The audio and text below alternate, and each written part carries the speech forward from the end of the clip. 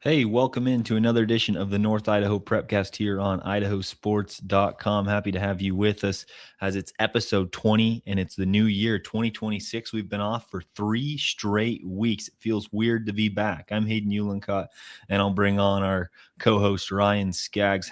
Good to see you. First time in 3 weeks. I mean, it's been a long time. We took a few vacations. I've aged, it's been it's a new year. I mean, we talked to you a year ago. So. I know, right?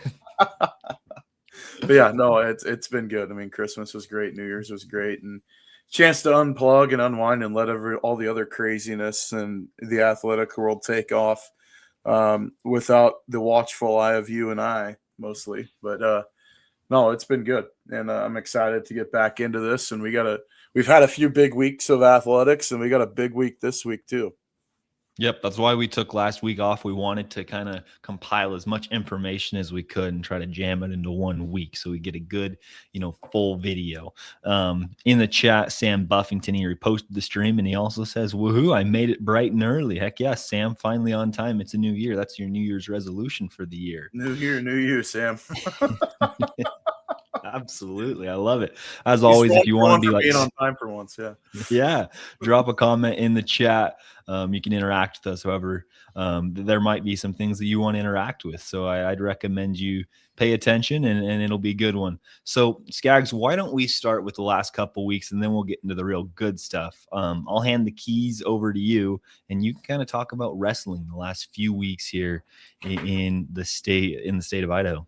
Northern Idaho, the good stuff. What are you talking about? I mean, I know, right? You're right. This is the good stuff. Maybe not Matt the chat last night. Yeah, then we're going to jump in the deep end in District 1 and District 2 wrestling. So, I mean, big couple weeks over the last few weeks statewide. I mean, Rollie Lane Tournament's the big one that happened down at the Idaho Center down in Nampa. And the North showed up pretty well, both on the girls' side and the boys' side. I'll just kind of read off some results. Coeur d'Alene's Micah Miller took 5th at 98 pounds. Wyatt Carey from Timberlake was 5th at 113. On the girls' side at 115 pounds, Hunter Edmondson from Lakeland took 6th. Carson Leonard on the boys at 120 was 4th for Lakeland. Back in the girls' bracket, Shelby Garten from Timberlake took 3rd at 125. Callie Brown, girls 135 pounds, took 4th from Post Falls. 155, CL Sattler from Lapway, the girls' side, took 3rd at Rollie Lane. Awesome job for the Wildcat. Mason Falling from Lewiston on the boys' side, 157 pounds, was 7th. Gage McWaters at 175 pounds took 8th for Lakeland. Brock Armstrong from Coeur d'Alene was your champion at 190 pounds. He's on an absolute tear this season, by the way. At 215 pounds, Ryland Peterson was 8th from Coeur d'Alene. The girls' side, 235 pounds, Lily Marty from Sandpoint was the runner-up. And the 285 pounds, this guy he's fun to watch. I mean, if you get a chance to go watch him at the Clearwater Classic this weekend. Parker Bagley from Lewiston took 6th place at Rollie Lane. A newcomer to the sport of wrestling is Parker, and he is placed at some seriously huge tournaments this year and really taken like a duck to water with the sport of wrestling. He's been doing awesome and killing it. So good showing from the North down at Rollie Lane. That's a huge bracket too. I mean, most brackets are at least 32-man brackets, and the best of the best in the Western United States go to that tournament and showing up pretty well, getting up with a champ. That was Brock Armstrong at 190 pounds. That's a sweet result there. Yeah, Rollie Lane. That's a tough place to play. Lots of good competition there. Absolutely. There was also the River City Duels, right? Yeah, River City Duels was last weekend at Post Falls. Post Falls took 2nd. They lost to Meade in the gold bracket championship. Tough duel. I mean, really tough duel. Coeur d'Alene finished 4th overall. Lake City took 8th, and Lakeland finished 9th in that tournament. And it was a dual meet tournament, so it's the compilation of your entire lineup. It's not the individuals scoring individual round points and all that stuff. But what stands out is you do get undefeated individuals throughout the tournament for Post Falls. Undefeated wrestlers were Xander Scholes, Damian Hamilton, and Colton Austin. For Coeur d'Alene, you had Rocco Wyatt, Justice Peregrina, and Brock Armstrong. Lakeland had 4 wrestlers go undefeated: Carson Leonard, Cole Cooper, Gage McWaters, and the freshman Emmett Rivadenaria. One of my favorite names from the football season. Played fullback for the Hawks, and as a freshman, he's a stud. and he's going to be something special for Lakeland there. And then also in the girls dual meet tournament, River City, the Post Falls girls took second, and there was one other tournament as well. St. Mary's went over to the Jeremiah Schmuck Schmunk tournament in Warden, Washington, which, folks, if you're familiar with the state of Washington, Warden's one of those programs. It's like a blue blood in smaller school wrestling in the state of Washington. And St. Mary's went over there, and they finished with 6 champions: Bo Wenzel at 126, Kelby Harvey at 144, Zach David at 150, Amato Stewart at 157, Zach Soten at 190 pounds, and Aiden Yearout at 165 pounds. And just so happens, which today, probably as we speak right now, Aiden is signing his letter of intent to wrestle for North Idaho College. So congratulations to Aiden and St. Mary's for their tournament championship. Yeah, sweet deal. We were trying to get, North Idaho College's coach on here, Derek Booth, and he wasn't available. Had to go down south to St. Mary's. And so congrats. He had to rain check me, and he had a good reason. He had to go sign a wrestler. So, and a really good one too. Right. Fair enough. Maybe soon enough we can get one of those two on the Prepcast, and especially maybe Derek Booth, and talk some more maybe about the wrestlers at the collegiate level from North Idaho. That'd be a cool. And just the conversation I'd love to have with Derek too, and get his perspective, is the meteoric growth of girls wrestling within the state of Idaho, and what kind of influence that is having at the collegiate level, and the interest that it's drawing the eye of numerous universities to add women's wrestling to their Title IX status for as collegiate sports, which would be a huge lift, for the growth of the sport of wrestling as a whole. I think you can't separate the girls and the boys wrestling these days. You want growth within the sport, and it doesn't matter where it happens, especially with, we had a historic program in the state of Idaho. Boise State had wrestling for decades, and it was a very successful program. And it was unfortunately the program was cut in the early 2010s, and really, really sad events. And I know that there is an uprising to bring back Division I college wrestling within the state of Idaho. There's a ton of support behind it. With the new athletic director at Boise State, maybe one day with the change of going to the Pac-12 conference, that maybe the door opens, which would be incredible to see. Such a storied program, a successful program that Boise State was, come back to the state of Idaho. I mean, you've got likes of guys that, the head coach at Utah Valley is from Bonners Ferry, Adam Hall, who's very outspoken about the growth of college wrestling, especially within the state of Idaho. He recruits pretty heavily in our state. And, he takes care of his own. If you're an Idaho kid, he recruits very well within the borders of the Gem State. And so, I know there's a lot of information about sport wrestling. We've talked about it the last few weeks too, but it's something that this state, it has to come back somewhere, whether it's Idaho State or Boise State or Idaho.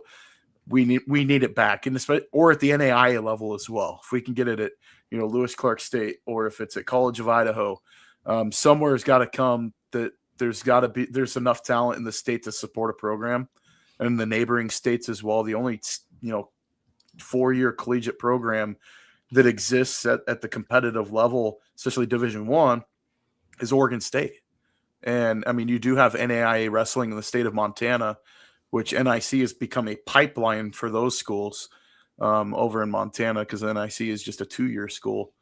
But that's something that we could talk to Coach Booth about as well. But yeah, it would be interesting to get a collegiate coach's perspective on the success and the level of talent that we have, especially in District 1 and 2, because there's not a lot of schools in North Idaho, but for what we have, the talent level, I mean, is just through the roof.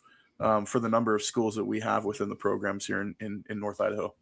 And I think the big point that you brought up, and I think some wrestlers and even any other athlete too, is that, right, a school like NIC can be a huge building block. It's a pipeline, right? You're there for a year or two. You're trying to grow your talents to get to the next level. I think it was, I think it was Utah's coach, maybe Utah State. I think it was Utah for football. And he made the coach comment that, this is a program where you can play here for a couple years, and then you can go get paid X amount of money at Oregon in the NIL world. That was Nevada. That was Nevada. You're right, Nevada. That was Yes. Jeff Choate that said that. Yeah, Yep. not Utah. He went to go coach at Michigan. Yeah. So that's where I was like, that's a good point. This is a good program. We're trying to build it, but at the same time, we're trying to also give you your best possible experience and set you up for success. And NIC is the exact same way, and same with all these NIA colleges and any Division II college in the area. Yeah, and the thing too is that you look at is, maybe it's academically that is, sometimes academics, it just doesn't come natural to people, and you can still give a huge effort, and maybe you're not over a 3.0 student. You can go to NIC, which is a good school. You can get credit recovery. You can build your collegiate credits, but you can also build your grades up and get opportunities to go play at the next level by trying to kind of, maybe at high school you didn't apply yourself the way you should have in the classroom. Maybe that was the case. You can go to a place like NIC and you can do things the right way and get yourself an opportunity to play at the next level. And so, that having that in our own backyard here in North Idaho is huge, and having schools like LCSC as well. I'll throw them a bone too. That NAIA ball's still really good. It's a high level of play. I mean, you go watch NAIA basketball. There's the ceiling difference now with the transfer portal and the way things are. I mean, you've got kids like, look at Asher Williams, goes to an NAIA school, Montana Tech. He goes in and plays the Grizz, and he's a leading scorer in the game, and Montana Tech beats Montana. So like that, there's the level of difference in the playing field nowadays. The gap isn't as wide as it used to be with transfer portal and the way things work. And plus you just get good kids in your program. And as a coach, I know college coaches want to keep their guys, but you also have to look at the reality of the landscape of what NIL and the transfer portal has caused. Maybe you do get a year or two rental on a guy, maximize them for the years that they're there. And then, Choate's trying to take it, as you said, the step of, okay, well, fine. We see that a lot of our guys are probably going to transfer to the G4, or the Power 4 conferences. They want to, that's their ultimate goal, is to go get the big NIL deals and go play for national championships. Okay, well, if that's your aspiration, come here, make yourself as good as you can be before you go take that next step, but give us the best of you these next 2 years at whether it's Nevada or whoever else. So, that, and Idaho's done a great job with that too. I mean, they've become a really nice piece where they keep some guys for 4 years, but they also get guys that come in for 2, contribute as freshmen, sophomores, and they transfer out and they have phenomenal careers. Yep. Totally agree with you there. What's the one tournament looking ahead in the next week for wrestling that somebody should keep their eye on, maybe even go see? Lewiston, they got the Clearwater Classic coming up this weekend. A great tournament. It's been around forever and a day. It's had its growths and its shrinking, and they've had to move different venues and all the things over the years. I mean, I remember in high school wrestling in Booth Hall one year, and then the next year it's up at the fairgrounds, which was crazy. I mean, I'm glad those days are over. And then it was at LCSC for a stretch, and then now it's at the new high school. Phenomenal facility.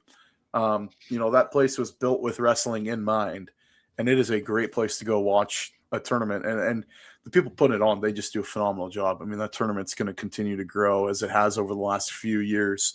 And that's a great opportunity here in North Idaho. Some of the best kids in the area, especially the small school kids. This is where you get to see the 2A kids, the 3A kids come in and step toe-to-toe with the 5 and 6A guys and see if they can push them a little bit. And, it's going to be a really good tournament, and I'm excited to see what the results shake out after Saturday afternoon. Yeah, the rankings are starting to come out more, and we'll hopefully have more information in the next couple of weeks on wrestling. As state's not too far away. And we will have live wrestling on IdahoSports.com on Friday night. Yeah. Yes, so that'll be miss that one. Battle for the Paddle. That's a 3-part. That's a 3-part broadcast. That is so cool. Yeah, no, it's a ton of fun. So if you get a chance to watch on Friday, we did it last year. It was at Sandpoint. This year, it's making the trip to Lakeland. That place, it comes uncorked. I have to bring earplugs, even though I have a headset, because it's that loud. I mean, it is insanely loud, and the kids have a blast. The spirit competition coupled with the girls game, the wrestling match, And then you've got the boys game at the end for the nightcap. And then it's craziness and insanity and a whole bunch of fun. And it's going to be a great viewing option because seating will be very limited. So, yeah, we're happy to have it here on IdahoSports.com coming up Friday afternoon. Actually, I think the girls' game starts at like 4 or 4:30, just so we can fit everything in. That'll be sweet. Well, we wanted to take a second to talk about some of the results the last couple of weeks in the basketball landscape. And the big one in North Idaho that involved a couple teams was the Avista Holiday Tournament. There was a handful of teams on the girls bracket. Grangeville, Lewiston, Lakeside, and Moscow all played in that. And then the other schools were either from Washington or Oregon. Well, Grangeville and Lewiston, and then Lakeside and Moscow, they actually played each other in the first round. Lewiston got the win over Grangeville by 15, and then Moscow got a big win over Lakeside by 30. Both those teams, Moscow and Lewiston on the winners bracket, they both ended up losing and playing each other in that fifth place game. Or I guess third place game, if you will. And Moscow actually ended up winning that game by a lot. Moscow girls are really starting to look good later into the season. They won by 16, but then they played the other night. They actually played yesterday, and Lewiston was actually able to get the win on them. That's a side part to that conversation. But then Lakeside on the other side went 2-0, and then Grangeville got a win against Pendleton, but then ended up losing to Evergreen out of Washington. That's on the girls' front. On the boys' front, this is where it kind of got entertaining for us. Kellogg and Lewiston played each other in the first round. Lewiston won by 31. And then Kendrick and Moscow played in their first round of action, and Kendrick won by 27. Kendrick then was going on to play Clarkston. They won that game by 10. And then Lewiston handled Ellensburg, which set up this, Avista Holiday Championship with Lewiston and Kendrick, kind of these two really good schools up north. I was telling you before the game, I thought Kendrick had a really good chance to compete with them. They were tied at halftime, and after that, Royce Fisher had a heck of a night, and then they ended up winning. I will say Rollie Rotsender had a heck of a game. He had 34 points and was 8 for 10 from 3. Just a remark. And it wasn't like they weren't leaving him open. Brooks' mom was all over his guys to tell him to be up in their face, and Rollie wouldn't miss. He's automatic. And so that was really cool to see 2A versus 5A, and a really, really good basketball game at the Avista Holiday Tournament. They did a great job broadcasting at the LHS Bengals YouTube page. They did a really good job. So that was a really fun tournament that we got to, kind of watch throughout the holiday season before New Year's Eve. Yeah, no, you talk about, kind of bright spots and guys that stood out. And it was like, we saw Kendrick, lose that overtime thriller to St. Mary's. And we're like, okay, are the Tigers still on the right track? And I look at losing to Lewiston. That's a game where who cares? Like you went toe to toe with a 5A school that's a state qualifier from last year, that's in the driver's seat right now in 5A to be the returner to state. So like that's, if I'm Kendrick, I'm looking like we're just fine. Like, we just got to keep taking care of business one game at a time. And if I'm Lewiston, like you want to be pushed because you look at their schedule, and I'm not trying to poo-poo on Lewiston. You look at the exception of like the Rocky Mountain game, not the strongest schedule in the world. And they're stretched down, the next few weeks is going to be their prove-it games. But that's a game. If I'm coach, like, dude, you're taking, one of the best teams, any classification. You look at the starting 5 of Kendrick. Most of those kids are starting at any 6A or 5A school. Like that's how good that group is. So it's not like they're a ragtag bunch that just, almost pulled off a miracle. Kendrick's a really good team. And, they're defending state champ for a reason. So Lewiston, I'm looking at them like, hey, I'm glad we got pushed. That's the wake-up call my group probably needs. If they just coasted to a championship, they're going to get snake bitten once they walk into league play. And so, getting the shake-up within that group, probably exactly what the doctor ordered as you step into the meat of your IEL schedule as you do play those crossover games with some of the 6A schools. So, exciting basketball, great tournament, and they do a great job. It's an awesome venue for high school games. LCSE puts on a great show as far as, being able to showcase, these high school teams and bring them in. And we've had a chance to broadcast from there before. And hats off to the Lewiston kids, like you said. They do such a great job with that group. And, they've got resources that, some college programs don't have. And so, the capabilities that they're able to do and do it with a high quality broadcast. I mean, that's just hats off to those kids. Absolutely. Well, there was one game on IdahoSports.com last night that we were able to cover, and that was the Prairie and Lapway boys game. We figured we'd touch on that one as well. I was on the call for that. Prairie won 63-36. Our player of the game was Nate Forsman, had 17 points, 12 rebounds, played a really good game. And that Lapway team's good. Lapway is going to be one of the top teams in the White Pine League this year. Lapway was out without one of their best players, Vinny Kipp. He's out with an ankle injury right now. They're trying to get him back later into the month of January. But that was a good team, and that was a game for Prairie to prove it. No one's really seen Prairie play a lot of games. They'd lost to Orofino twice, and they're like, okay, is Prairie really that good? And they proved it against Lapway. They held them to their season low. The only other team to hold them to 36 points was Kendrick. Kendrick beat him by 23. Prairie beat him by 27. So it sets up this really cool matchup with Prairie and Kendrick on Friday night. And that's going to be a cool game to see, okay, how really good is Prairie when they play a team like Kendrick, who's battle tested, who's won state championships, who's really starting to get into their groove. Is Prairie a team that can hang around, or is still Prairie, a second behind them? So that's going to be the test. And I thought that was really cool to see them play on yesterday. Yeah, because you were the one that was like, "Oh yeah, Prairie, they're going to beat Orofino the next time they play." Like, I did. And then Orofino took care of business together. Like, yeah, whatever. Shut up, Aiden. But I mean, I think that says though the strength about those two individual conferences. You look at what you had Kendrick playing St. Mary's, Prairie playing Orofino, and good games. And we'll still see the return trip that St. Mary's has to make down to Kendrick as they're going to play the Tigers again this year still. So.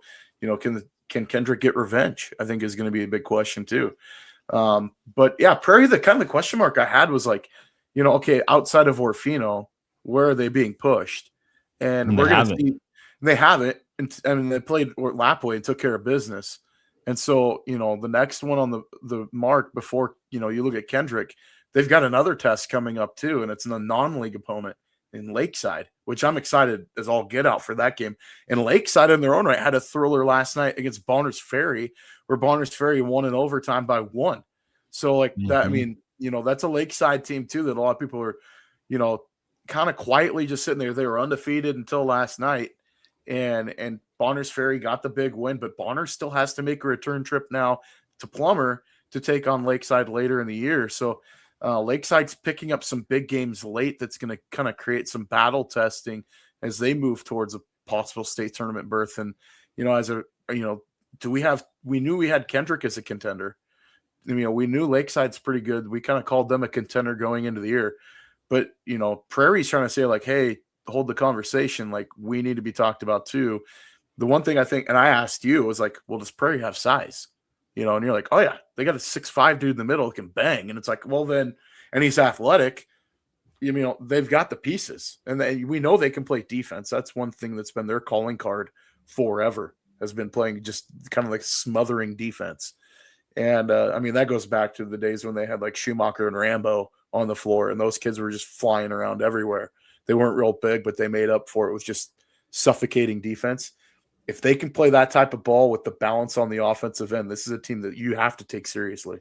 Yeah, and it was a big win for Prairie. I didn't say it on the broadcast, and I actually forgot about it.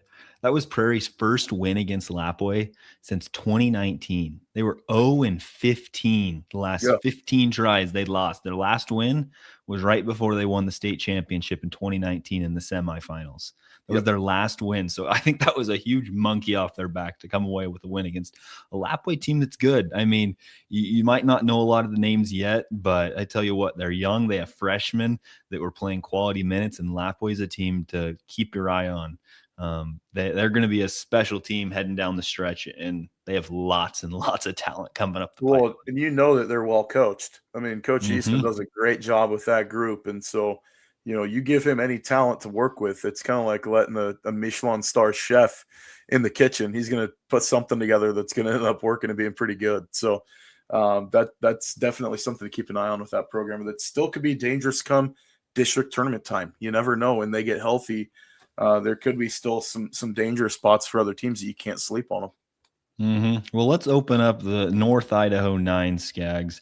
As you know, we took last week off. We kind of scrambled with the rankings a little bit, but this is what we came up with at the top. So on the girls' side, it goes Coeur d'Alene, Sandpoint, Lakeland, Lapway, Timberlake, Grangeville, Prairie, Deary, and Nez Perce.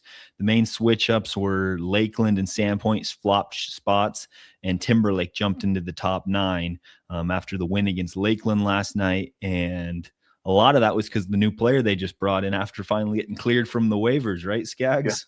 Yeah, a transfer in, Macy Murphy transferred in, there's no, like, let's just say this up front.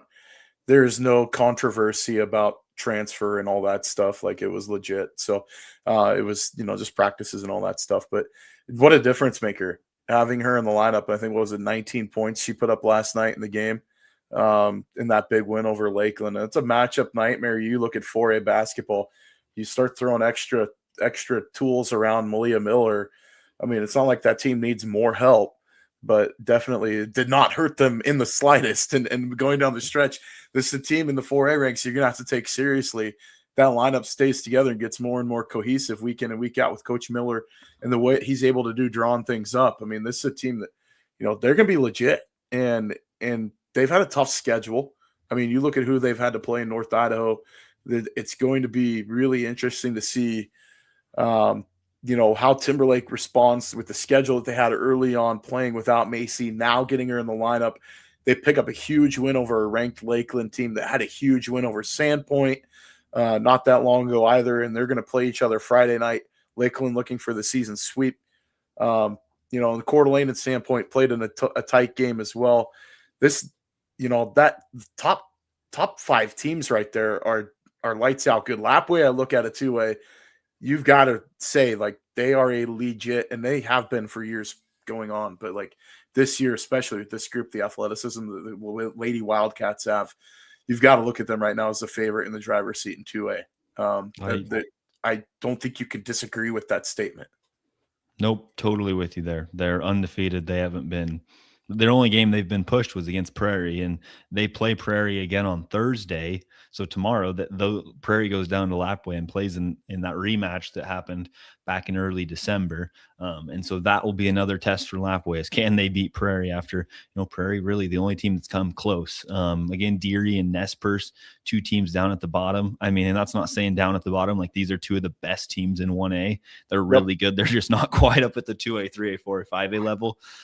Really, really good girls. There's not a lot of drop off on this list, I think, because we're kind of skipping over Grangeville too, with another really lethal lineup as well. And I've been high on Deary all year, and I know I did pick Salmon River to win 1A. I think if the brackets work out in their favor, those are the 2 teams that could be playing at the end of the weekend. Deary's got a lot of time to take care of business now and then, and Nez Perce is going to say, hold the phone, we want to have a say in this too. But those 2 teams at the bottom, 2 at 8 and 9, are really, really good teams. I mean, that's just says a lot about the competitive balance. That classifications be darned. We got some really quality teams here in the North.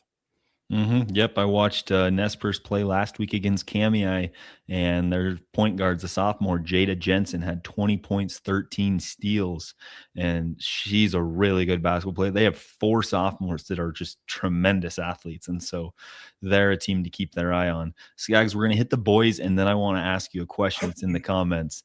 All right, at the top, it's Post Falls, Lake City, Lewiston, Sandpoint, St. Mary's, Kendrick, Orofino, Lakeside, and Prairie. Not a lot of movement at 1 and 2. That's pretty solid, and it's going to stay that way almost all the way through unless unless Lake City upsets Post Falls. Lewiston did flip on Sandpoint. We feel like they've been playing a little bit better basketball as of late. St. Mary's holding strong. And then Orofino got some separation from Lakeside. Feel like they've done a pretty good job as of late. Haven't lost except to Lewiston last night. And then Prairie finally, for 3 straight weeks. They were tied with Lapwai at 9. They finally own that 9 spot. So the boys spot again looks really solid. We thought about putting Bonners Ferry into the mix after the win against Lakeside, but Lakeside, with a 9-1 record, we felt really good about them being in that 8 spot.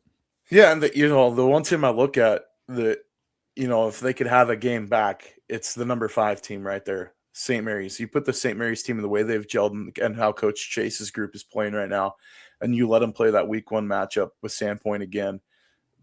It was a close game then. I think it's still a close game now. I mean, and it could go the other direction. And that's not saying Sandpoint's bad. I think it's saying that St. Mary's is a really good group. And St. Mary's has come a long way within this year. I mean, getting a huge win over Kendrick. They've played some really good teams from Washington. They took care of business there. It's a group that this team hasn't lost since week 1. Like, they haven't lost a game since then. That's their only blemish on the year. Really, really good. And I think, we don't talk about 1 and 2 very much. Post Falls, we're seeing what they're a good team. Like, that is a good team. Lake City has played the strongest schedule in the state of Idaho. Like, I mean, I would say outside of them or maybe Owyhee, I don't know if there's anybody that's played a tougher road than they have. And, they go down to California. They play in a huge tournament down there, and, they hold their own with some really good teams. So what we're going to learn about Post Falls, we know they're a good team. How good are they? Are they elite? Are they going to separate themselves from the group? We're going to know that in the next few weeks with their schedule coming up, because they're going to have back-to-backs against Lake City. They're going to have Coeur d'Alene again on a return trip. They're going to have Lewiston. They're going to have Sandpoint. They're going to have Lakeland. They don't really have any nights off, as they go down the road, looking ahead at the schedule. So, and I think they even have, was it them that has the game against North Central from Spokane as well? So there's some tough dates for that Post Falls group that if they can get on a run, I mean, the coaching's there. We know the athletes are there and the players. I mean, they've got a really good nucleus of guys that have been in the program for a long time. Could this be the year that's the return of that Post Falls basketball pedigree that we've come to know? And so yeah. I'm excited. I look at this, honestly, though, you could take 3 through 9 and put them in one of those raffle machines where you just start drawing numbers or drawing names, or like Powerball or whatever. You could do that with this, and I'd be okay with it. I think that all of those teams there are really good, that you could just start pulling teams out of a hat and just insert them in the list, and you'd be like, okay, I could see it. Like, they're all that close to each other, in my opinion. Yeah, no, they're good. Okay, here's the comment. It's a spicy comment in the chat. Jonathan J. Rubin says, Lapwai is a great team with lots of talent, but coaching isn't the best. And then he says, there needs to be a better player development for the boys program. It's all about being the star and how many points so-and-so is getting and setting scoring records. I'll say this. I know Coach Eastman had a really good team, right? He had Titus year out. He had Case Wine. He had Elias year out. He's had really good players the last 4 years. But after Case Wynot graduated, I thought, and this is my opinion, I thought Coach Eastman did a really good job with the group he had last year. I think his team was really young.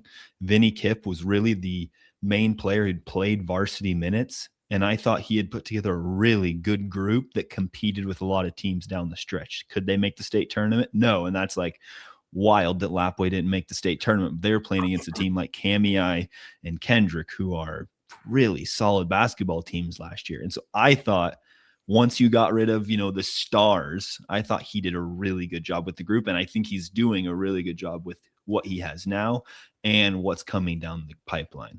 I said this, I think it was like 3 years ago, and I equated Lapwai basketball to like a really top tier SEC football team.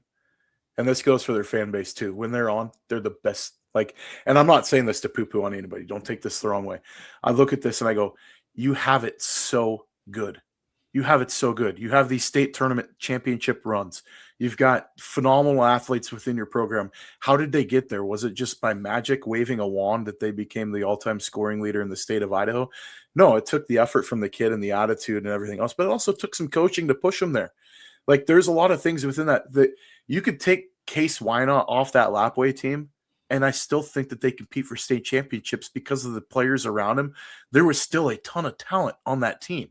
There was, and the time they spent in the gym, all of these other things. So it's like, you could say like 1 year or 2 years, we don't make a state championship run.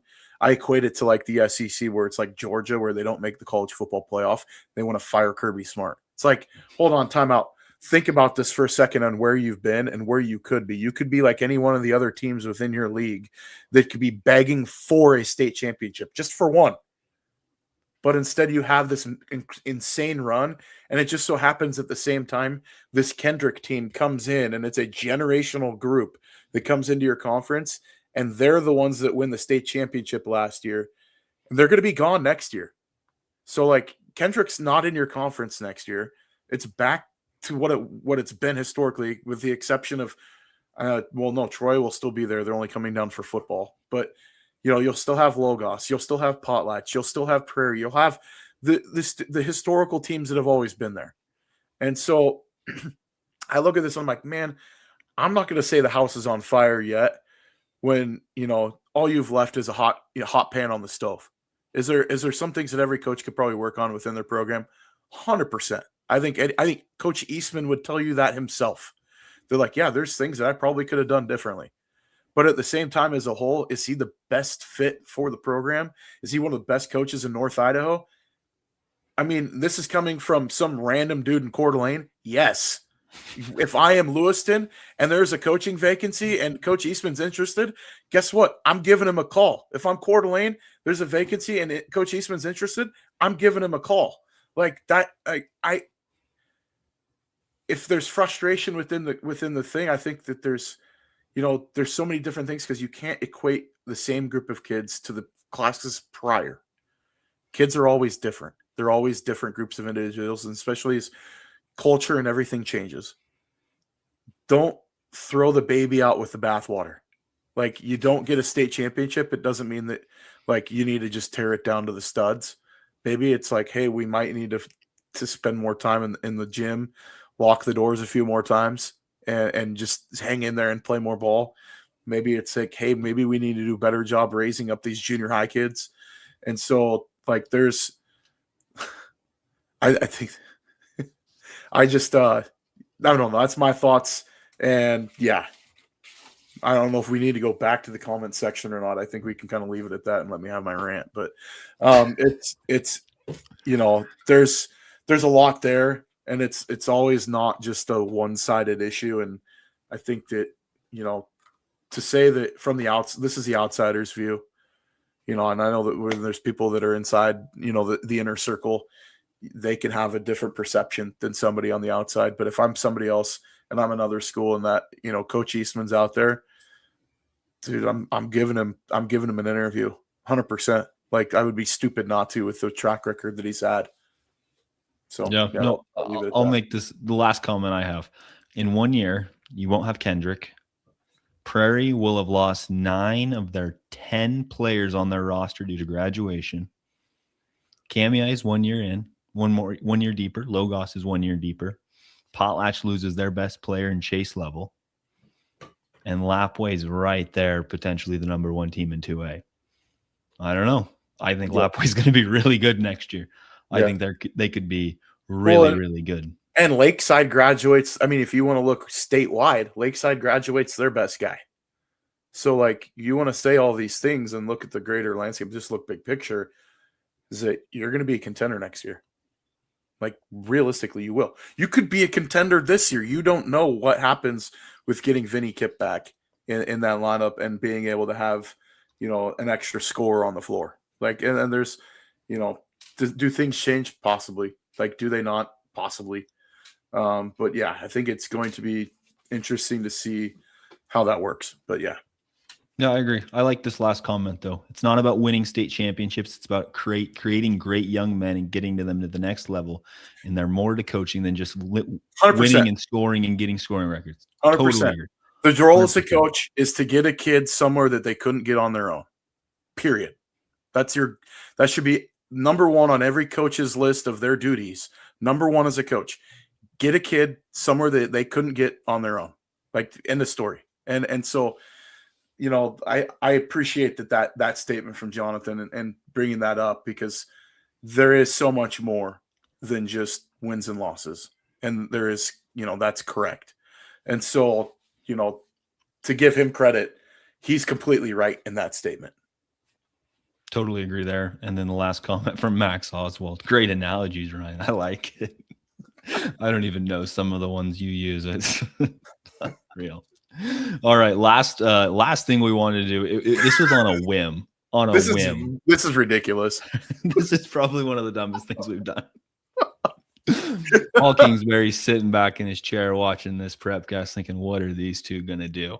Well, we thought it'd be cool to pull and figure out who our favorite mascots are. And we broke them down by categories.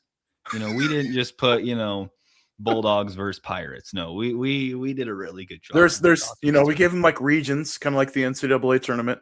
You have your regions, and it's favored towards the higher seed. So yeah, I mean, you'll notice exactly where I'm going with this. Yeah, we'll see. All right, so let's pull up the first one. In our Surly human region, at the top bracket, Maniacs. They get a first round bye. Why not? We have Priest River Spartans, the 5 seed. This is Kootenai Indians, I believe. Yes. Quarter Christ Saints, Troy Trojans, Lakeside Knights, and then the number 2 Lumberjacks. Maniacs get the obvious win because they weren't playing anybody. Indians, let me just give it to you. Maniacs get the number 1 bid, but what was the reasoning for the rest of the rest? All right, of the so my reasoning for these originality gets a lot of points. I love the originality of these mascots because there is multiple Spartans, there's multiple Trojans, there's multiple Knights, there's multiple Tigers, Wildcats, Bulldogs, all dogs. Like, yes. So that's what's going into this. Mine is like, I think it's a great mascot.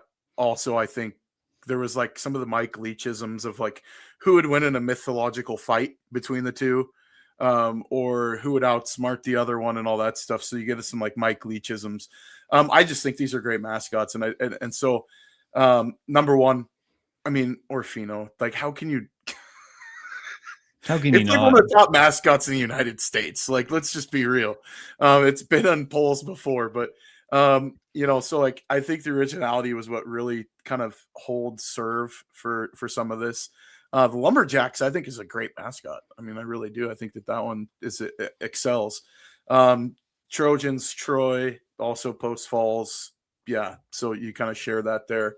So I wasn't omitting Post Falls. I just decided to lump them all together. So same with Knights. It's Logos and Lakeside, both the Knights. So coming out of this region, I went with the Maniacs. They are the surliest human in that region, which are all human mascots. So that was my top human mascot out of this region. Ridiculous and dumb. Don't know why, but yes. You think it's over? We have 3 more brackets. Our next one is the underground person region. All right, the top of this. Let me read through them. The top of these brackets, we have the Wallace Miners.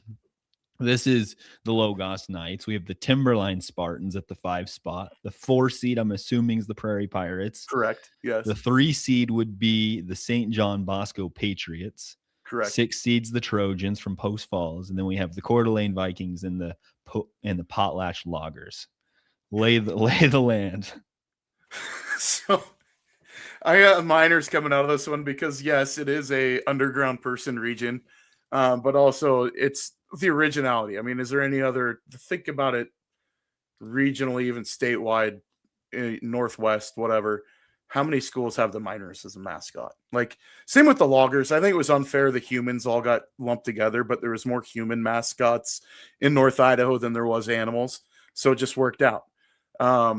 So it's I had it went chalk through this bracket. I like the Patriots. I think that's a great mascot, especially if you're going back to like the turn of the century the turn of the 1800s, 1700s Patriots, like not New England. Don't think Tom Brady Patriots. I'm thinking like musket carrying, flag bearing Patriots. I think that's a good one.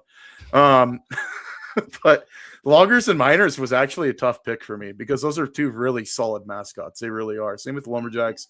Anything timber related, I think, is a great mascot. But the Miners, just that one's so unique. And yes, so that's why Wallace wins this region, the underground person region. All right, this next one is probably my Comments are favorite. ridiculous. This next one is probably my favorite region by far. And I will take credit for setting all of these up. Yes, the litter box region. I was gonna go with feline, but like, come on, like litter box is funnier. So you have the Wampus Cats, the 1 seed. No idea what a Wampus Cat is. Have no clue. It could be, I mean, a mangy cat that you find in the alley. I don't think anybody really knows what a Wampus Cat is, but it's awesome. Playing the Tigers of Mullen, which, and I actually lumped Kendrick in with that because there were so many Tigers, there was so many Wildcats. I kind of separated some, lumped others together. The 2 seed, the Jaguars from Genesis Prep, very unique. I think that's a great mascot. Timothy Parrish in the comments. Sorry. But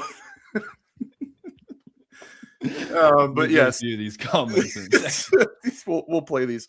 The White Tigers was a little bit more unique than just the tiger, right? The adjective, the descriptive, adjective of the White Tiger, I think kind of took the cake there. But I like the Panthers from Coeur d'Alene Charter in the upset in the first round. The Panthers is a pretty solid pick. So you've got Wampus Cats, Panthers, Bengals, and Jaguars in the second round. The Wampus Cat, hands down, I think just sweeps this bracket without a challenge, just because of how amazing and mythological or whatever the world a Wampus Cat is. We don't know. We may not never know. But the Jaguars and Wampus Cats in the final of this region, and the Wampus Cats moving on to the Final Four. The only thing I push back a little bit, Scaggs. I think the White Tigers got sold. I think they should have won. I think they should have beat the Panthers. I like the White Tigers. That was a good one. Not just a tiger, but you're a white tiger. So exactly. I like that one. Technically your mascot is it was like a seat cover that you put in like a 1989 Honda Prelude. That's what your mascot is the White Tiger. So fair enough. Okay, last one. This is a good one too. The random animal region, and the number 8 seed is I like number 8 seed. I tell you what.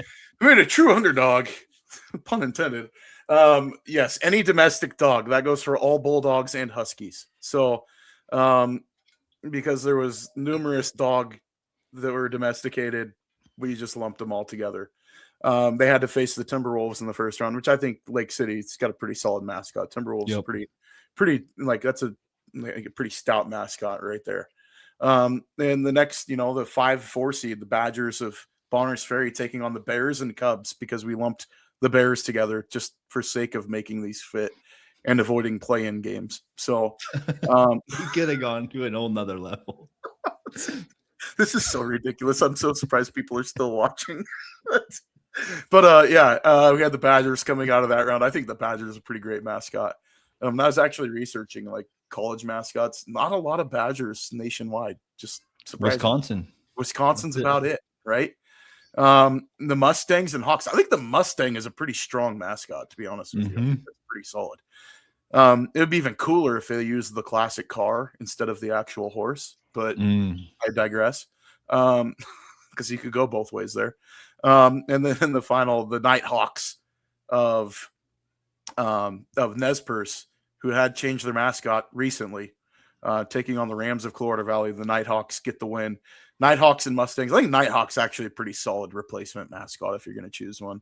Don't know what a Nighthawk is, but like it shows up at night, obviously. So it haunts at night. I have the Badgers over Timberwolves. We needed an upset. There always is one. You get like a random 4 to 9 seed that comes out of the tournament from somewhere. The Badgers are the ones that win the bracket as the random underdog coming out of this. A pretty strong mascot, if you ask me. I mean, pound for pound, one of the fiercest mascots that there probably could be. And that's coming from a Clarkston Bantam who, yes, my mascot was a chicken. So, I don't know if you want to use my mascot knowledge to judge anything else, but this will go on in lore of IdahoSports.com history as one of the most ridiculous segments that we've ever done. So now we've set up our Final Four. We have the Final Four: Maniacs Badgers, Wampus Cats, and Miners, the lone 4 seed. The Badgers trying to make a push, but they come up short. So we've ended up with the championship, the Orfino Maniacs taking on the Clark Fork Wampus Cats. And I will rely on you, the voter, to decide who is the most ridiculous mascot in North Idaho or awesome. I think Maniac's pretty awesome. I would have been stoked to have been a Maniac. Just saying, like, that would have been cool.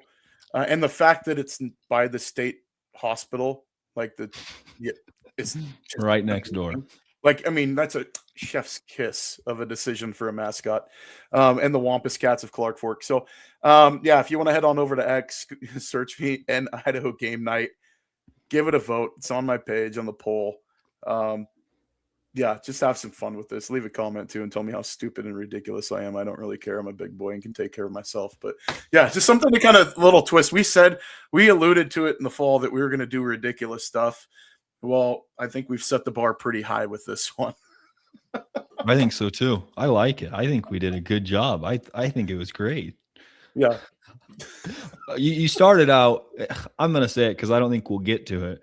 We were going to do the best burger places, and you named off about 20 burger places. And I was like, I don't think I can compete with that. Like, this is going to be a Ryan Scaggs ranking if it's all in burger places, because I don't think I have that many up my sleeve. I have had to travel so much in North Idaho for work that it's like I can rattle them off. I was rattling them off in that text thread. Like, I probably put out 20 of them like instantaneously. It's either between work or doing games for IdahoSports.com, and you have to grab dinner before you do a game, and it's usually something that's right off the road and quick. And you go to a lot of these small towns and they have the ma and pa burger stands, and that was what I chose. Like, I'm not talking McDonald's, not talking no fast food. Like, it's drive-in or like food truck type stuff, or like, the ma and pa, like Effie's in Lewiston, or Serve a Burger in Sandpoint, or you got Burger Express in like Bonner's Ferry or Priest River, St. Mary's, like that type of stuff. Those are the places that I was choosing. So, I mean, maybe we do come out with that one. Maybe we let the fans decide. I don't know. Yeah, that'd be a good one. Let's recognize some of our comments. Jonathan says, you guys are awesome, especially Hayden. Love the shout out. Tim Parrish says, that's great. And the furry region, that's we should have came up with that one. That would have been so good. And then Bert Solberg says, joining late, so probably explain, but Orfino Maniacs. I love Bert because he's probably like Bert is such a good guy, right? And he's on the board for the North Idaho Hall of Fame. Loves athletics. He's been involved with us doing state tournament games in the past. The guy's like an encyclopedia of high school sports in North Idaho. He's probably watching this and caught the end of this, and he's probably like, you guys are the two biggest knucklehead idiots I've ever seen that try to relate to high school sports. So thanks, Bert. Love it. Gary Jones, our long, tenured Idaho sports broadcaster, saying a nighthawk is a bird you'll find in Idaho. Flies around at dusk, long pointed wings with a white stripe near the end. Oh, bird. Okay, bird. I was going to go with burden. Fair enough. No, we're the burden. Yeah. Oh, what a good one. I think that's all we have, Scaggs. I mean, we just really went through them. I will say if we didn't already say this, on Friday, there's the battle for the paddle. Yep. That's a huge thing. I highly recommend you tune in on Idaho Sports. It's going to be a 5-hour affair. We highly suggest that you tune in for all of it, but it's girls basketball, wrestling, boys basketball. I've always hoped, and maybe this would get around, and I've seen it on social media before. I've always thought it'd be the coolest thing in the world if you could do a basketball game during school, like at 1 o'clock in the afternoon. Basketball. Heck yeah, absolutely. And that's kind of what like the battle for the paddle reminds me of, because you have all these schools that come. You have these 3 different sports that all come together and they're playing at the same time. Like, imagine if you had at 1 o'clock in the afternoon, you have the girls basketball game. Everybody has to go like a school assembly. It'd be so fun. I will say this too, is that as a former wrestler and as a former wrestling coach, you get decent crowds for wrestling matches. I mean, you pull out one side of the bleachers and you'll fill up 2/3 of it. And, it gets pretty noisy and raucous, and the people that want to be there are there. Battle for the paddle is a different animal.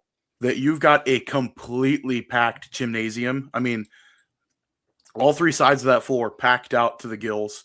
I mean, it's standing room only. Probably I think in the years past they've had the fire inspector or whatever there, like turning people away.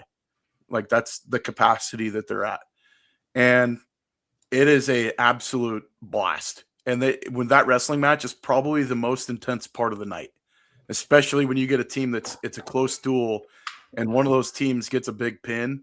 I mean, we're gonna have some really great matches in that duel. I mean, the duel's gonna be great because there's some district seeding on the line within that dual meet as well. The girls' basketball game is 2 top 5 teams in the state of Idaho going against each other. The wrestling match has district seeding at state. The girls' wrestling match has district and state seeding at stake. And the boys' game, Lakeland's actually ahead in the league rankings right now, ahead of Sandpoint after they picked up a big league win.